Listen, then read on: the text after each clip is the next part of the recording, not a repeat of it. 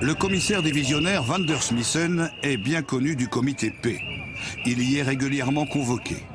C'est lui qui coordonne les opérations pour quasi toutes les manifestations importantes sur le territoire de Bruxelles et Ixelles.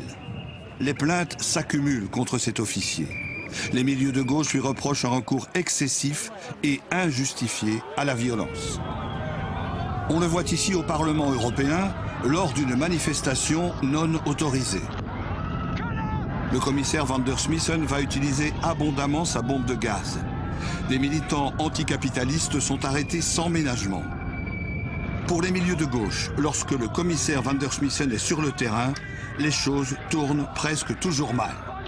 Des manifestations, des rassemblements où lui, il est en charge des opérations, c'est que même quand au départ ça se passe calmement, bon enfant, une manifestation classique, c'est qu'une tension se crée et que finalement ça dégénère et que finalement il faut se poser la question s'il n'est pas à l'origine, parfois, du fait que ça dégénère et du coup des violences policières qui visent les manifestants. On peut se demander s'il ne provoque pas plus de problèmes que ce qu'il n'est censé en solutionner et avec des attitudes qui font qu'il n'est pas la bonne personne à la bonne place pour gérer la sécurité des manifestations, que du contraire.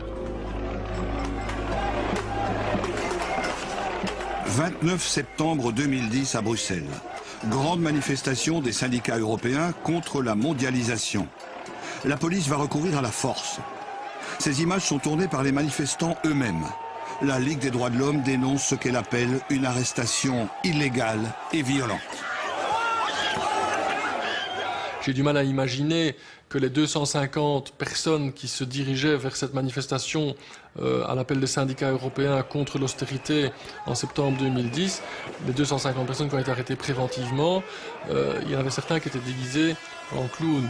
Alors, est-ce que c'était ça, la dangerosité qu'ils présentaient? Qu'est-ce qui justifiait leur arrestation? Non. Monsieur Van der Smissen est le directeur des interventions de la zone de Bruxelles depuis de nombreuses années. Et il le fait à la satisfaction de tout le monde. Enfin, en tout cas, de ses autorités et de sa hiérarchie. Donc ça, je voudrais être très clair là-dessus. Secondement, son rôle de chef opération lors d'un événement implique automatiquement qu'il soit sur le terrain. Dans 99% des cas, on ne parle pas de M. Van der Smissen, évidemment, puisque ça se passe très bien avec des gens qui respectent les règles. Et puis, donc, dans les éléments spontanés, on va encore au contact pour parler, tant que faire se peut, pour établir le dialogue.